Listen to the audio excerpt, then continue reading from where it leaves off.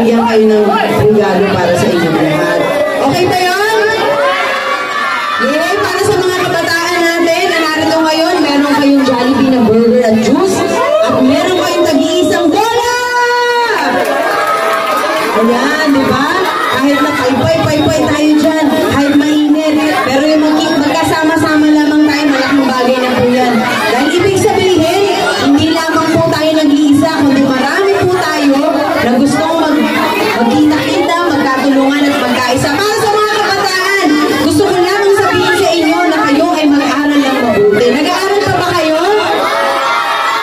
Ayan, mag-aaral kayong mabuti at laging maging magalang sa mga magulang, sa lola at sa mga lolo ninyo. Lalo-lalo na, ang ating mga magulang, lola at lolo ang siyang nag-aasikaso sa atin, ang nag-aaral sa atin, at lahat ng sakripisyo ay ginawa para lamang tayo ay mapag-aral at mapakain sa araw-araw. O hindi ko natatagalan to. Asan po yung mga senior natin na narito? Nasa labas? Ay, hindi ba maulan na yan? Okay. O sige. Sandali lang, natatakot ako. Hiya ko, chairman. Mabasa ko yung ipuan. Pero kakantahan ko lang yung mga lola at lolo natin kasi yun na yung tayo kong gawin. Hindi ko pa kaya mag-jump lahat. Magpa-practice pa ako sa bahay. O, para sa ating mga lola at lolo, naku, baka pag dinaganan mo, malaglag ako lalo. Bye? Naku, malalaman natin yan. Pag ako nalaglag, bigla ako nawala. Sarang! Bigla ako nawala. Ayan. Sandali lamang po ito.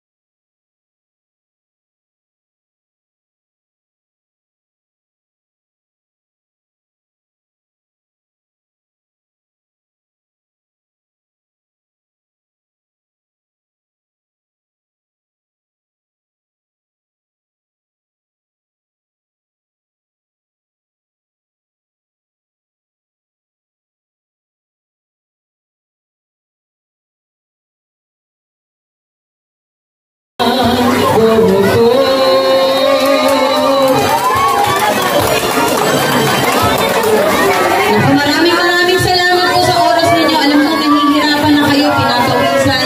Pero alam niyo po, ang tunay na nagmamahal, talagang nagtitiis at nagsasakripisyo. Bilang ako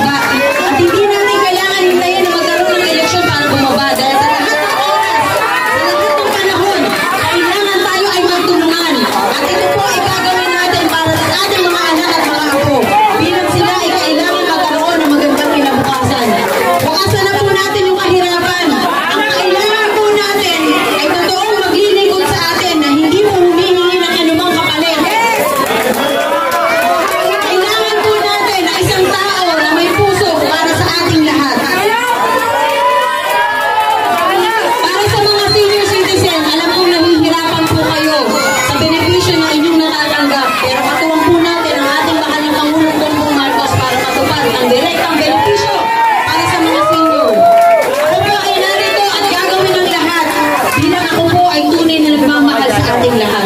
Wala pong kwestiyon kung ako'y mahihirapan sapagkat kaya ko pong isakripisyo ang aking sarili para